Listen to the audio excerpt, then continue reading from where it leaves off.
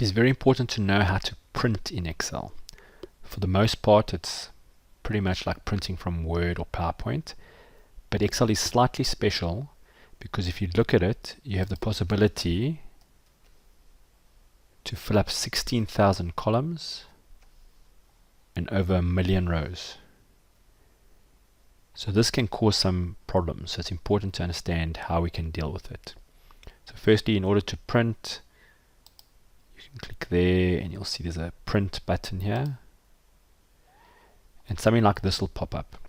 So what it's doing is giving you a current preview, so it's saying this is what I'm currently going to print at. Notice it's saying, well, page 1 of 2.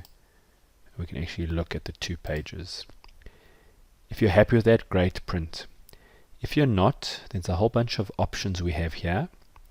You'll see there's a couple of options around the printing, but probably best place to go to see what can be done with the printing is page setup. What page setup allows you to do is to control what this is going to look like. So there's some nice easy ones. For example, at the moment this is portrait. It goes from top to bottom.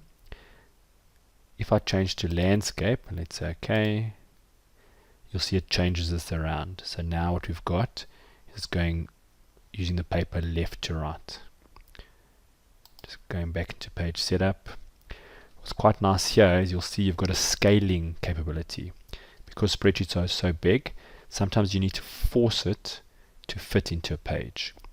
Now this will be a bit harsh, so I'm going to make it portrait, and I'm going to say it has to fit itself in to be 1 page wide, and I'm going to make it 1 page tall. When I click OK, you'll see it's done it. We've only got 1 page now, but it might be a little bit small. But this is up to you to decide how you're going to print it. If we go back to page setup, you'll see you can also control the size percentage wise. So at the moment our setting here required 40%. We can tweak it. Let's go to 50%. But you'll see it now just goes over, leaves a little bit there. So you can use percentages.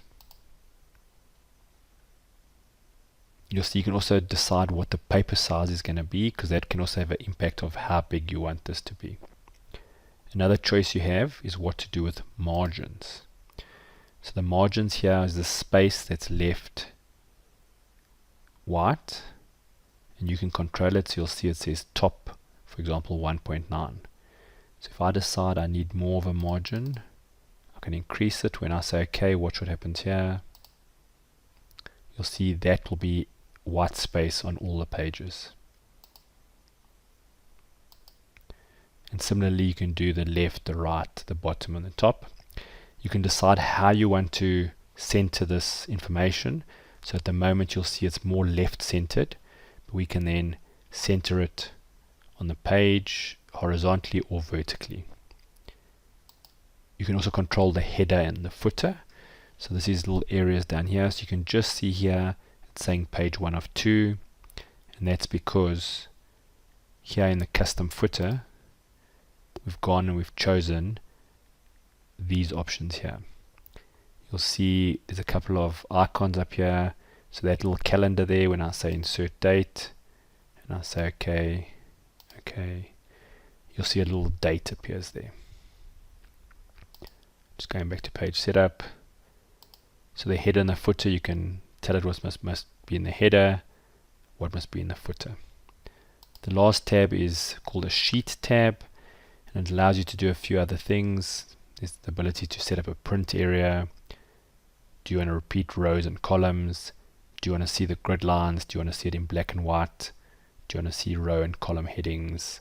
How do you want to do the comments and the errors? And if there's lots of pages to print, must they go down then up, or over then down?